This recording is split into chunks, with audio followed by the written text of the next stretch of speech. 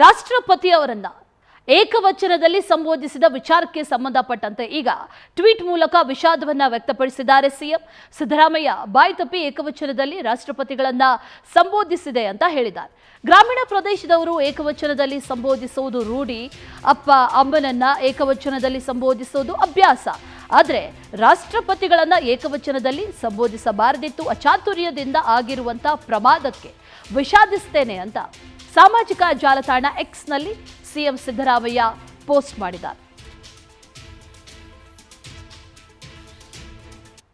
ಗೀತೆಗೆ ಪಾಪ ದ್ರೌಪದಿ ಮುರ್ಮು ಶೋಷಿತ ಸಮುದಾಯಕ್ಕೆ ಸೇರಿದವಳು, ಅವಳನ್ನ ಪಾರ್ಲಿಮೆಂಟ್ ಉದ್ಘಾಟನೆ ಮಾಡಕ್ ಕರೀಲಿಲ್ಲ. She is the custodian of the constitution, ಕರೀಲಿಲ್ಲ. ಮೊನ್ನೆ ಅಯೋಧ್ಯೆ ನಲ್ಲಿ ಶ್ರೀರಾಮಚಂದ್ರನ ದೇವಸ್ಥಾನ ಉದ್ಘಾಟನೆ ಮಾಡಕ್ಕೂ ಕರೀಲಿಲ್ಲ. ಆಮೇಲೆ ಸಿದ್ದರಾಮಯ್ಯ ಹಿಂದೂ ವಿರೋಧಿ. ನಾನು ಯಾರ ವಿರೋಧಿನೂ ಅಲ್ಲ, ಎಲ್ಲ ಮನುಷ್ಯತ್ವದ ಪರವಾಗಿರೋನು, ಮನುಷ್ಯ ಧರ್ಮದ ಪರವಾಗಿರೋನು. ಇವರು ಯೋಗ್ಯತೆಗೆ ಪಾಪ ದ್ರೌಪದಿ ಮುರ್ಮು